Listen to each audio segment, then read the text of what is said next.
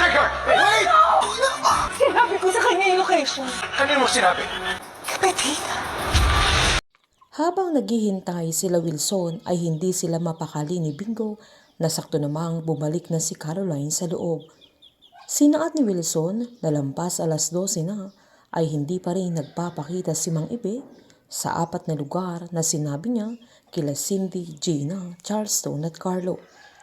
Umaasa si Wilson na mali ang hinala nila na agad naman niyang tinanong kung asaan na ang mga kapatid ni Caroline na agad namang sinabi ng dalaga na umalis na sila na hindi niya alam na nasa labas pa ang dalawa na giniit pa ni Wilson na kailangan nilang siguraduhin na hindi sila mai-involve sa mga nangyayari sa kanila.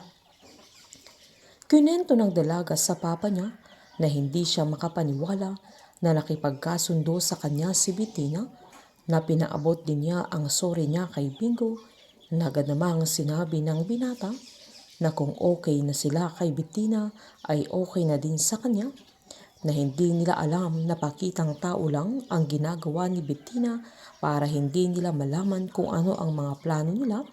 Sabay sinaad pa ni Bingo na kung walang darating na Mang Ibe sa kahit anong lugar na sinabi ni Wilson ay mas okay sa kanila dahil hindi galing sa pamilya Chu ang mismong trumatraidor sa kanila.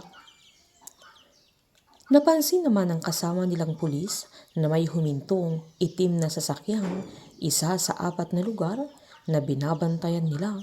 Kaya agad silang napatayo at pinagmasdan nila ang mga CCTV na nakakonek sa mga monitor nila.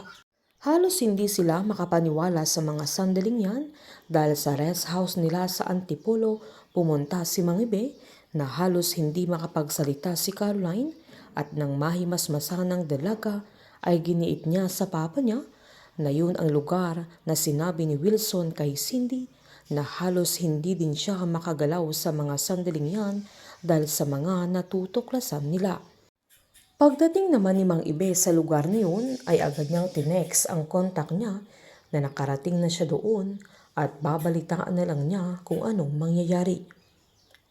Nang papasok na si Mang Ibe sa rest house ay nagulat siya nang may lumabas na isang pulis at nang susubukan pa niyang tumakas at tumakbo sa sasakyan niya ay nagsilabasan na ang mga pulis na nakapalibot sa lugar maging ang sasakyan nila na agad-agad naman siyang pinusasan at binilin din ni Wilson si Bingo kasama si Caroline na habang nanonood sila sa CCTV na sila na ang pupunta sa presinto para haharapin nila si Mang Ibe at babalik na siya sa mansyon kasama ang mga pulis para arestuhin si Cindy at nangako siya kay Caroline na siya na ang bahala sa asawa niya na hindi nila papalampasin ang ginawa niya. Painit ng painit ang mga tagpo, sabay-sabay po nating subaybayan ang huling linggo ng Can't Buy Me Love dito po sa aking channel.